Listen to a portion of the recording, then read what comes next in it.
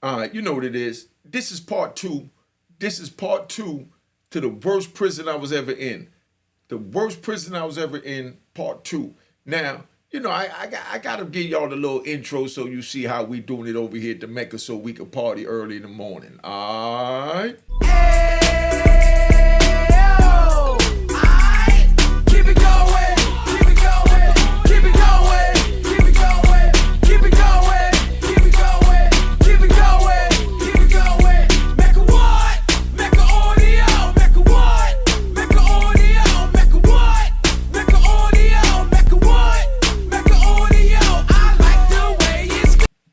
All right, you know what it is. Unique Mecca Audio, man.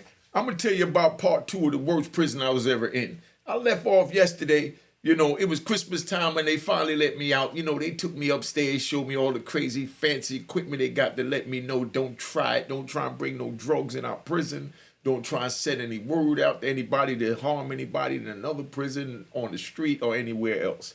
You know what I mean? They had state-of-the-art technology. Never seen nothing like this a day in my life. Now, I'm sitting in there, and let me tell you how I got there first. Let me tell you how I got there. You know what I mean? I like to bounce around. I got to explain to y'all what I do because y'all don't really understand the madness of, the twisted mind of Unique Mecca Audio. So let me explain it to you. Like I said, we be riding. You know how you be talking, like I said, and as you talking, somebody jump in and they say something, and you know what I mean? And they add on to what you saying. They might take it to someplace else. You let them ride for a minute. Then you got to tell them, like, yo, homie, drop the mic, man. You know what I mean? I got the mic. That means shut the F up. I got the mic. All right? So that's how we're going to do. We're going to ride. So just pay attention with me and try and keep up. If you're listening too slow, put this on slow, you know what I mean? So that you can understand what I'm saying, or put the captions on the screen. Now, I'm over in MDC, Brooklyn. I'm on my way down from Brooklyn. I run into my man and them up there in MDC. That was the holdover before you got up there to Raybrook. So when we get over there, they telling us, yo, them dudes up there in Raybrook, man, let them know when you get up there that they got a bad name down here, you know what I mean, in the city. You know what I mean? They say in the city because we way up there by the Mohawk Mountains next to Canada. You know what I mean? So they explaining to me that, the Spanish dudes from the West Coast, the Serranos, Border Brothers, and all the other, Nathaniels was even up there with them, believe it or not. All the Spanish gangs, if they messed up on the West Coast, they sent them to the East Coast, to Raybrook, if they still had medium points. When we was in the penitentiary, if you mess up on the East Coast, they sent you over to Lompoc, and if they in the penitentiary, and if you messed up over there in Lompoc, they sent you all the way over to Lewisburg. So it was a crisscross cross country, so you understand, so they could try and take away your communication and your stronghold on your area. So now, the California dudes, when they came over there, you know what I mean? No disrespect to New York and the gangbangers, you know what I mean? Because I know everybody look for things to nitpick, but I'm just keeping it 100. This the way it was when I was there and how I viewed it. Anybody disagree, feel free to put in the comment. But now, the West Coast, Spanish gangbangers, you know what I mean? They was on some time like, the same way New York, DC, Baltimore, and all of us handle it, you know what I mean? Philly, Jersey, the way we handle when we out west. When we out west, we all one. You understand what I'm saying? When we back on the east, then, you might have, you know what I mean, the DC car, the Jersey car, the this car. But, we all Muslims, but we stayed in our pockets. But out west, we all came together because we had strength in numbers because it was only a few of us there. It might be 5 people from Jersey, 5 people from Philly, 5 people from New York, and then maybe 100, 200 people from DC, being that DC whole prison system was sent into the prison system. Y'all paying attention? Y'all getting some good jewels here. Hit the like button and hit the emoji. Let me know you feeling this. Now, check. So the West Coast, they did the same type of alliance. When they came out here to the East Coast and they hit Raybrook, all the Latin gangs from out there in the West Coast, they all got together. You know what I mean? And they rolled as one. So if something happened with a Serrano, all the other gang members is going to roll as one to roll on whoever. But the problem that we was having while they let me know in MDC to talk to the brothers once I got up there to Raybrook was that gangbanging was just coming out. We talking about 2006. We know it's been out, so don't y'all go nitpicking. But I'm saying as far as getting orchestrated in the federal prison. So you had a bunch of young guys that was coming in, and the dude might be from 154th Street and 8th Avenue. You know, big shout out to 8th Avenue, man. You know what I mean? Yeah, big shout out to 8th Avenue. Big shout out. All right, relax. Let me get back to the story. So now, you got a blood from 154th Street, and you got another blood from the Polo Grounds, and then you got a blood from, let's say, 152nd, 153rd Street. We talking about a 5-block radius. But now, when they was in the joint, they was on some time, like, you know, when they up in Raybrook, they was on some time that if somebody got into it from 154th Street with a Spanish dude, you know what I mean, or with somebody else, they say, oh, man, that nigga from 154th Street Bloods. I don't rock with him. I'm a Polo Ground blood. You know, I'm a 153rd Street blood. You know what I mean? And that thinned out the numbers. You understand? So that means they're saying that if somebody jump on the dude from 154th Street, it might be just 2 of them from 154th Street. So you're saying that the 2 of them is by themselves. You know what I mean? Because they're not from your block. But the West Coast brothers, when they got out here, the Spanish brothers, when they got out here, they all came together, even the North Angels that they didn't rock with in the penitentiary or in the state. You understand what I'm saying? Now, I don't know about in the state because I don't like to say nothing that I'm not really sure of. But I know in the penitentiaries, you know, Serenos and North Angels wasn't allowed on the same penitentiary. But when it was on the East Coast over there in Raybrook, they put them all together. When they put them all together, these brothers here, right, so you understand, they all moved as one. So if they got into it with a dude from 154th Street, we talking about maybe 100, you know what I mean? Spanish gangbangers from the West Coast jumping on these 2 brothers, and then the other blood fractions, you know what I mean? You know, or Crip or whoever, you know what I mean? Even the, you know, the blacks or whatever. They would say, they 154th Street blood, so they'll leave them alone. They didn't get involved. So they was cold taking advantage of us. You know what I mean? They was making the East Coast look bad, just keeping it 100. You know what I mean? I keep it 100. So now, you know, when I get up there, I pull up my man Big Team on, you know what I mean? And, you know, all the, you know, the big homies that was there on the compound. As a matter of fact, Sugar Hill Tone was there. You know, Frankie was there. T was there. You know what I mean? We had good brothers up there then. So now I pull them up and I let them know what was going on down at MDC, how they talking about how they allowing these, you know, these Spanish brothers to carry on in the way that they carrying on in New York, making New York look bad. So they came together and they made a, you know, alliance where, you know, it was a big meeting called in the yard. It was a big meeting called in the yard with all the blacks. You know what I'm talking about? I'm talking about all the blacks. I'm talking about from the East Coast. We talking about even Ohio, Virginia. You know what I mean? Everybody came together because they wasn't really realizing what was going on. Because I guess when you're in the middle of something, you don't catch what's going on. You know what I mean? Because you're missing something because you're right in the mix. But once I broke it down to them how they was looking, they all made an alliance that next time something happened, one of the Spanish dudes, everybody was rolling, they was going to crush them. You understand what I'm saying? So let's get that right. Now we're going to put a pause. Now we're going to ride. Now let me ride with you. Let me give you a little why I say this was the worst prison. Let's get back to that. But I want you to understand the mechanics of that. So pay attention. Don't get lost in what I'm saying. I know I might talk a little fast. I'm from the city, but I'm not a slicker. You know what I mean? Now, we got snow. I got off the bus day before Thanksgiving 2006. You know what I mean? When I got off the bus, I stayed there on the compound from November 2006 until they put me on the bus to leave to go to Fort Devens, Massachusetts. If I might add it in this story, I might do a part 3 about Fort Devens, the mental hospital they sent me in. Yeah, they sent me to a mental hospital. Bear with me. Big shout out to the brothers in the mental hospital. Big shout out to the brother. Big shout out to the brothers in the mental hospital.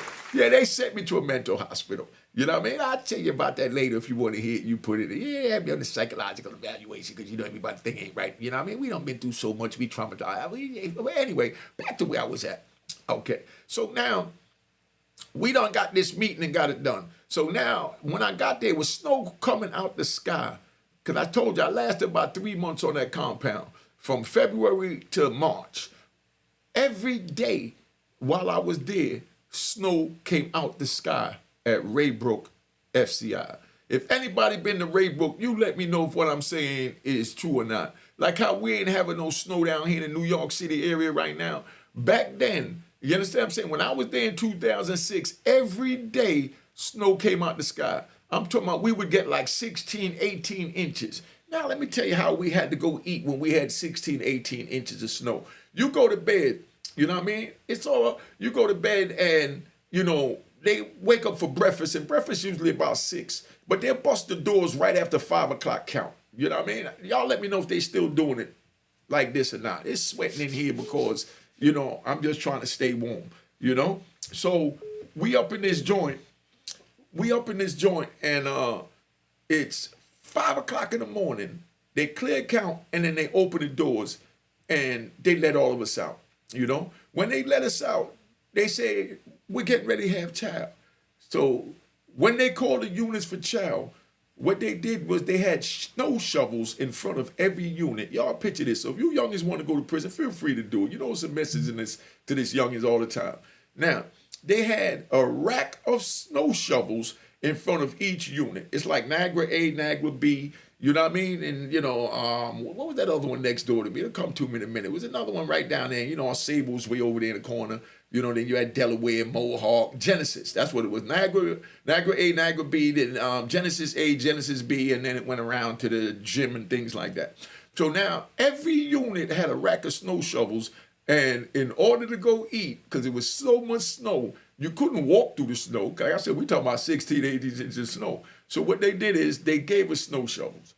So we wanted to volunteer. We could go out there and shovel the snow on the walkway so we could get to the kitchen to go get some cold ass pancakes that was sitting down for 3 days in the ice box that they wanted to give us, a schedule for that day.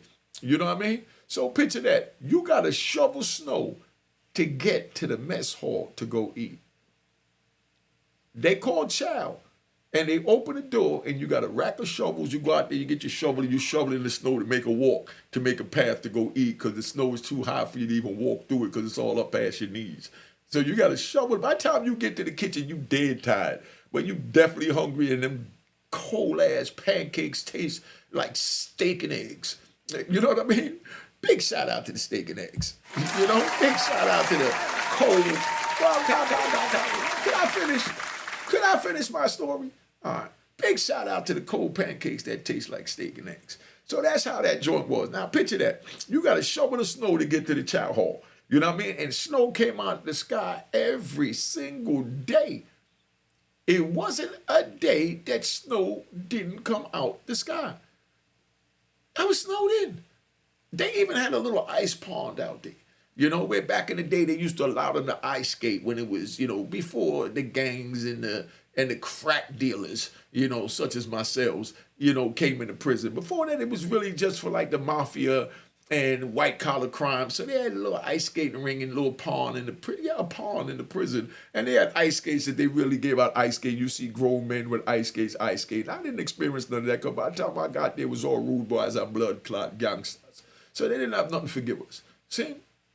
So now, that's how that played out. Now, when I first got there, you understand what I'm saying? When I first got there, when I came out the hole, when I told you they put me to show living in that cold-ass box, that was iced out, where it had to, you know what I mean? Just sit on my slippers and my towel just to use the bathroom. When I first get there, I go in the unit. I go in Niagara B. I think I was in Niagara A. I go in Niagara A, but they had a door that separates Niagara A from Niagara B, and they leave it open during the day because they were short on staff, so they had one police that worked A and B.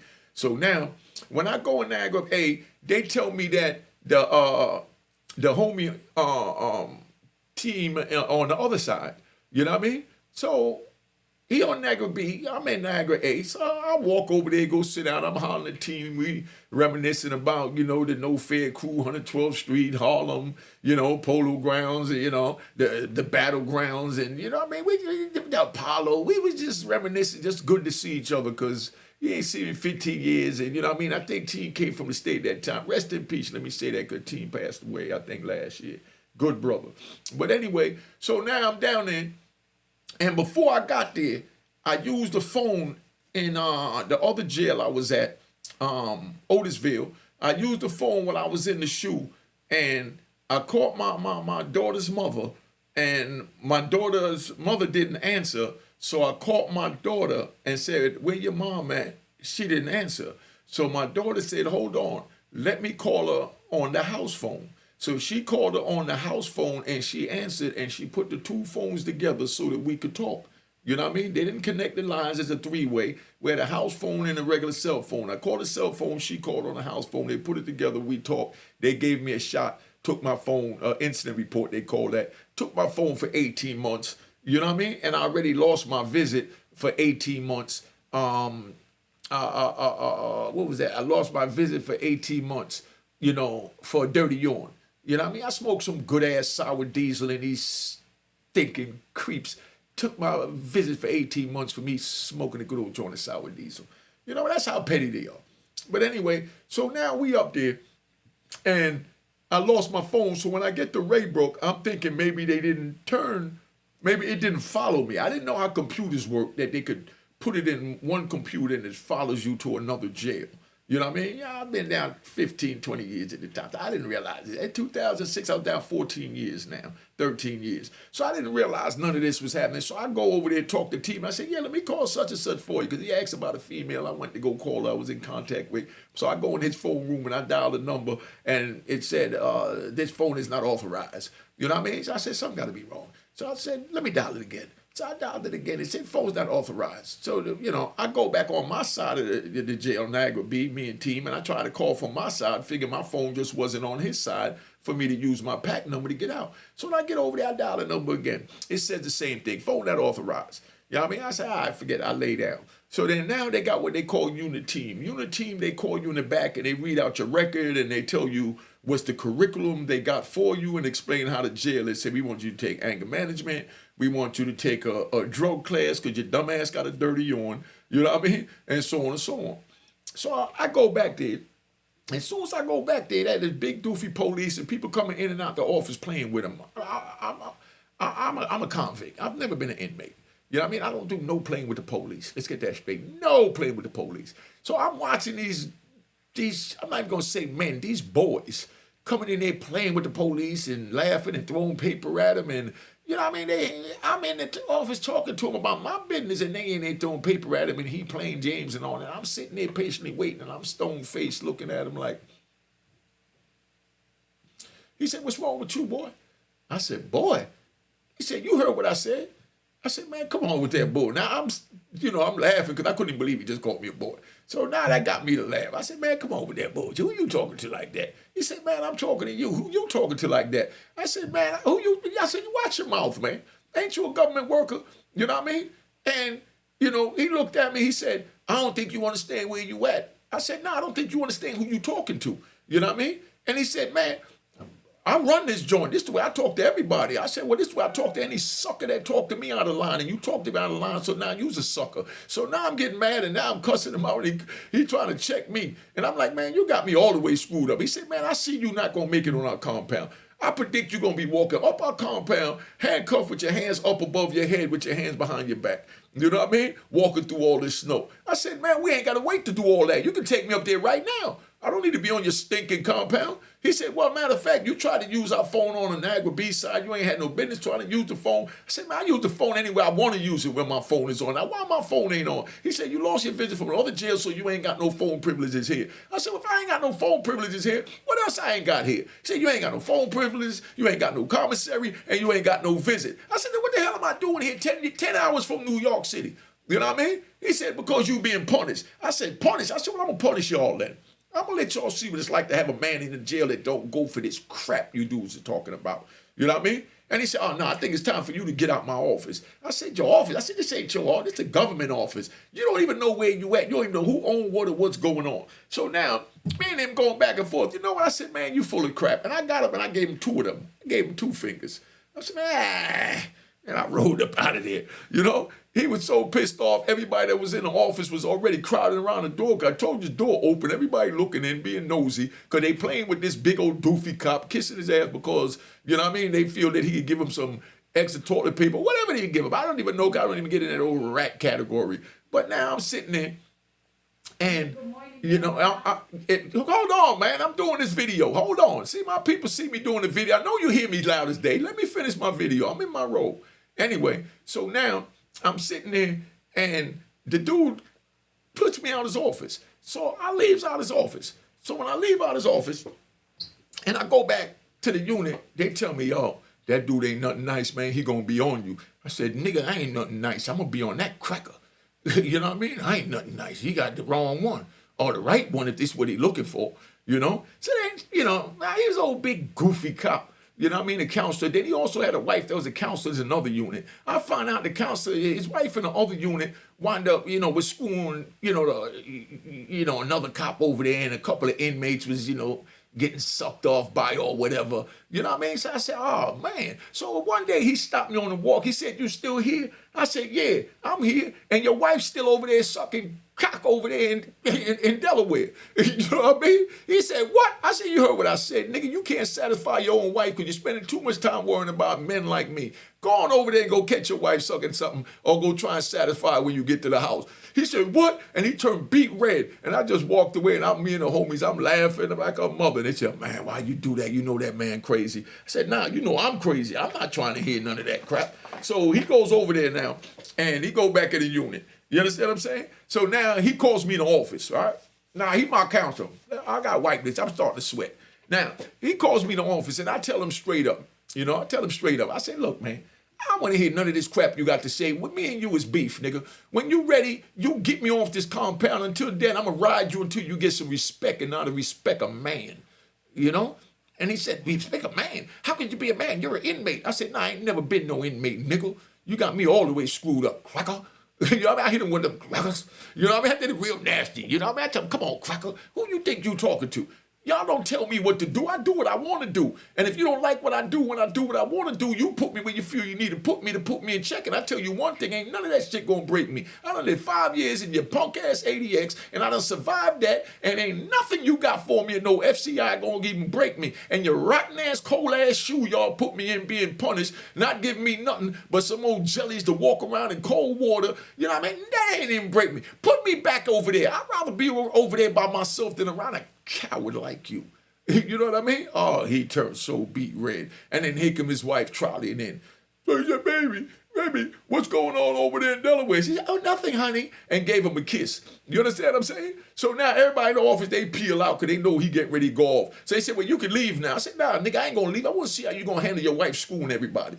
You know what I mean? So I said it right in front of him and his wife. So I want to see how you going to handle your wife screwing everybody. I really want to say his name, but I want to rat him out because he's a cold coward, and I'm not even into that. So I'm leaving the name out. I'm letting you know. I said, I want to know how you going to handle your wife screwing everybody. You understand what I'm saying? So now, I said, get out my office. I said, all right, well, let me get 2 rolls of toilet paper first. You know what I mean? So he threw me the 2 rolls, and I threw a roll to him, and I threw a roll to her. I said, man, both of y'all wipe your tears up because y'all are 2 pathetic crackers. You know what I mean? And I left. You know what I mean? So it was already on me. But I'm trying to get kicked out now at this point. You know what I mean? So, and I really can't take it when these people try and talk to me like I'm some type of sucker. So now I throw them each a roll of toilet paper. Tell me, go wipe your tears and stop your blood clot whining. You sound like a Jamaican belly dancing nigga. You know what I mean? Y'all wind up the place. So now I leave and I go back out. So about 3-4 days later, they call me on that stupid ass check-in. So when they call me on the little check-in over there 2-3 days later, I go down there, but I had a call out.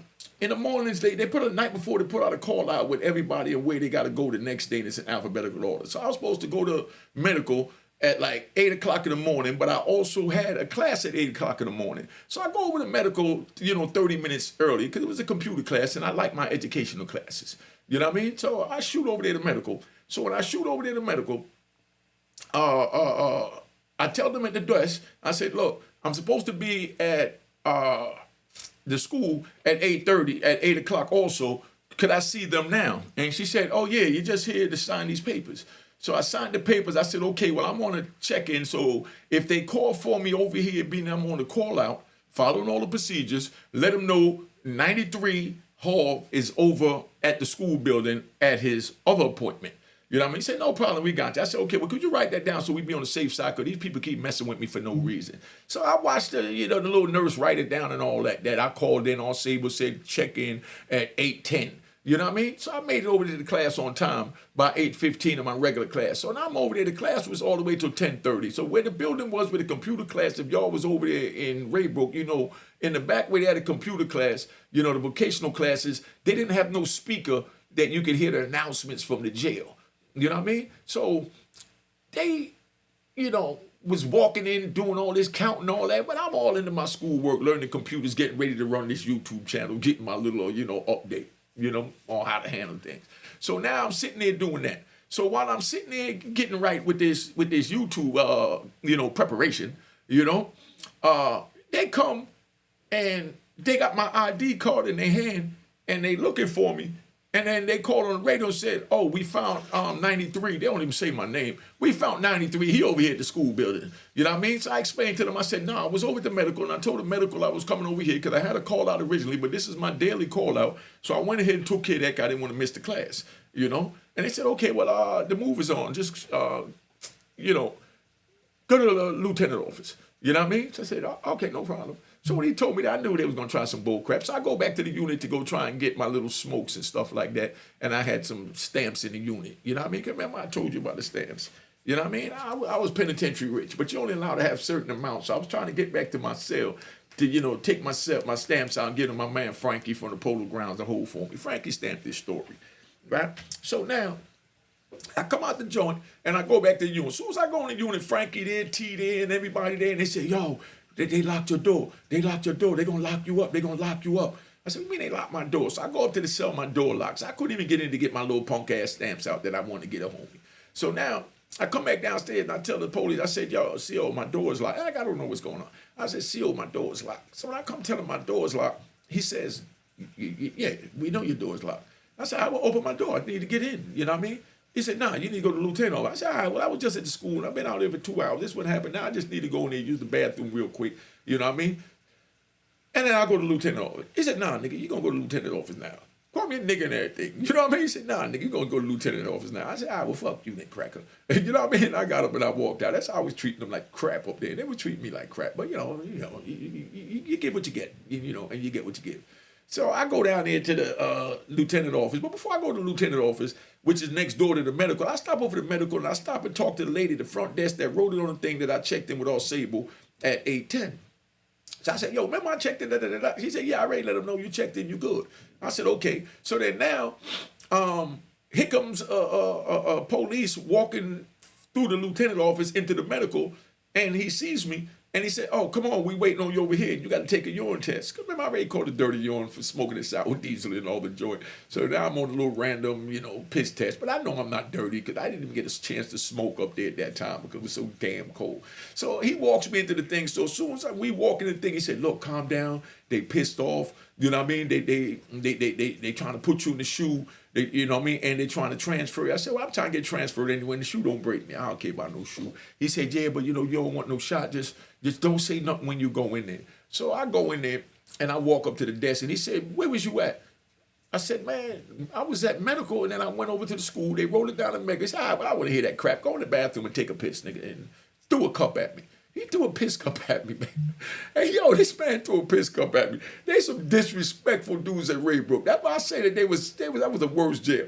They actually took a cup that I had to piss in, and he said, I want to hear that crap. And he just threw the cup. Bang. You know what I mean? So I smacked that shit out there, man. I don't want that shit. You want me to take a piss in that you handed to me, cracker. You know what I mean? So he said, what? Surprised like a mother. So the one that walked me was a cool little Italian dude that was like a temporary SIS, but he was trying to get on and he knew how to get along. He was a good cop that, yeah, I shouldn't even say good cop. You know what I mean? But yeah, I'm going to say he was a good cop. You know what I mean? He was one of the good guys with the cops that, turn around and he's like, come on. And he picks the cup and he takes me to the bathroom and he said, man, calm down, man. I'm telling you, they're trying to lock you up, man. Calm down. I already know.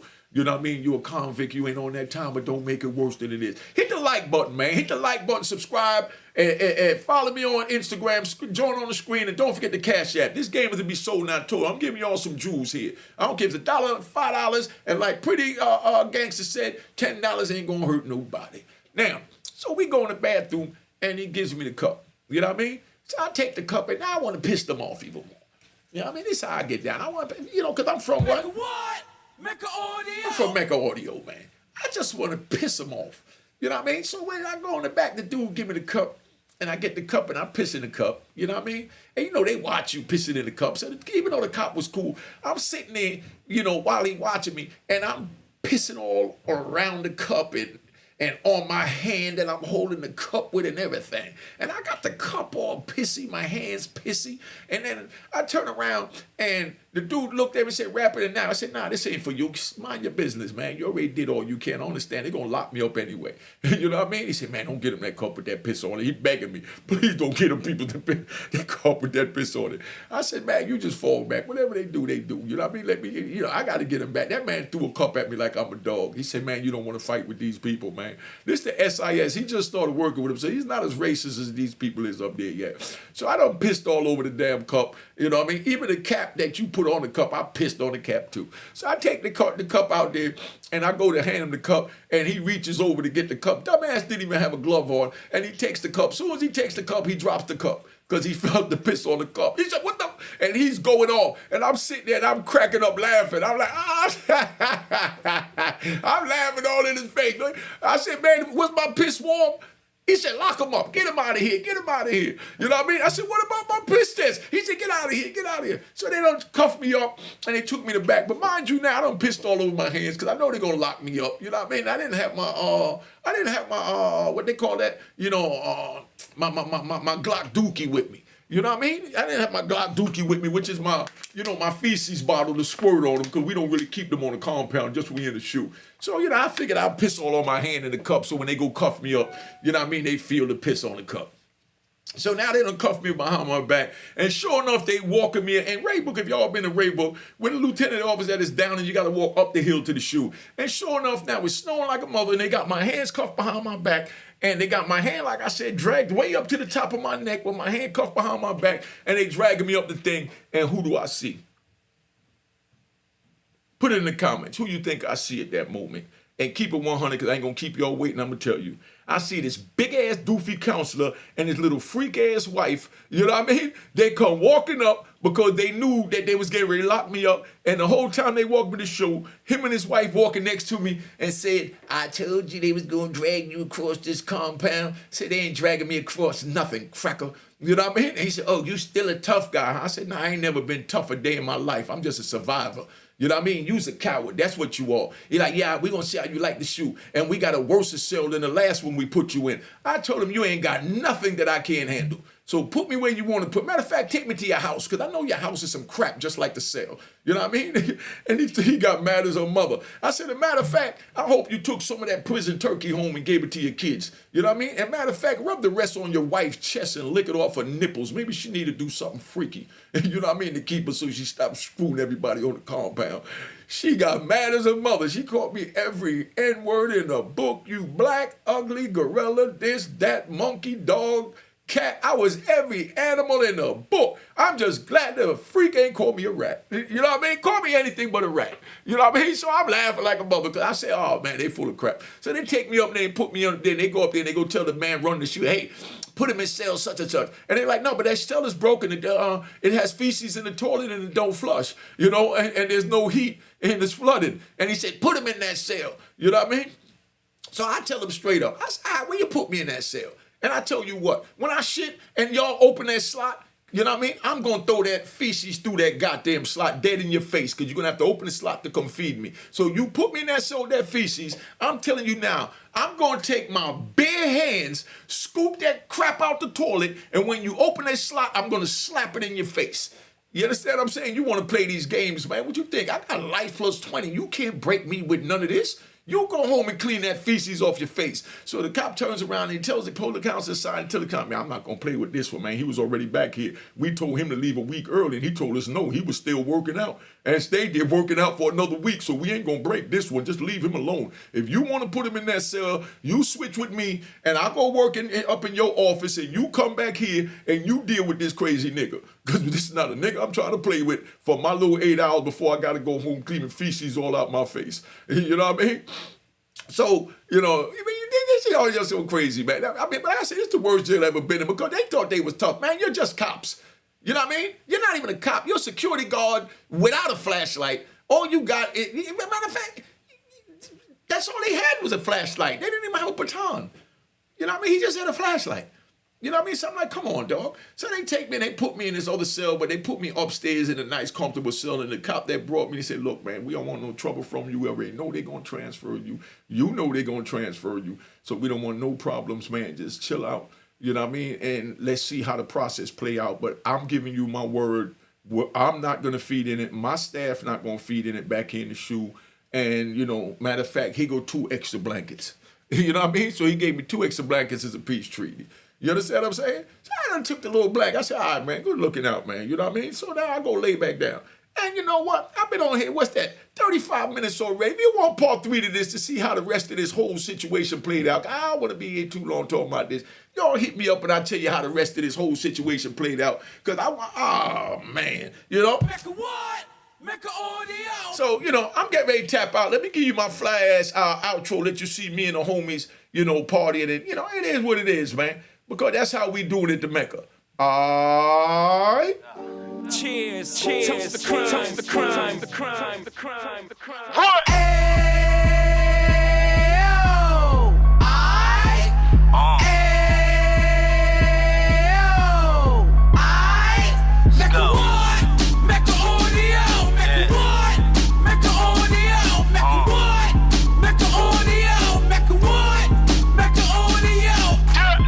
Fresh out the can of 26, he back on the strip, getting back in the mix. What he mentions a gift. You stand up 10 toes down, and I suggest you pay attention to this. Real. Take a little gully posse and put it in Harlem. He cut from the bottom, came up from the bottom. Drop the book, you should go and get it. The Instagram page and the YouTube, you could go and visit. Then you could consider yourself LinkedIn. Sit front row and get Jews from a kingpin. How he went through it, so you ain't gotta go do it. To not pay attention would be stupid. Talking about a man that probably put your grandfather on. Probably the reason that him and your grams got along. A man that generated millions on the block, did his time, never squilling to the cops, Mecca audio.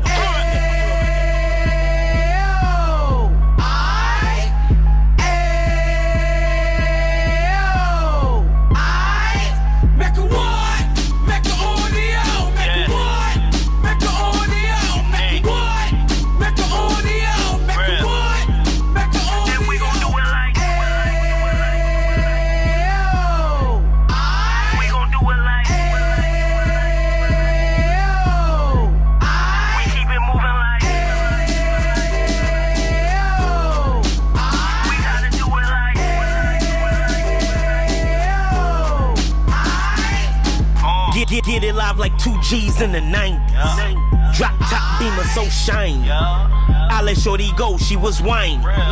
Treat her like my past, she behind me. Spend a couple bands on the Dapper Dan. You be back again, getting green like a Packers fan. No cap, it's a roaring uptown. They be whoring uptown, Dominican bust downs. Now we on the positive, we got a lot to give. Now he trying to stop the kids from being inoperative. So take heed, homie, lend a ear. He started in uptown, he gon' finish dead. But now it ain't about selling drugs, buying cars. It's about buying property to make the community ours. So we can give back to the youth them. Cause they the truth them. And bless up to all the road men.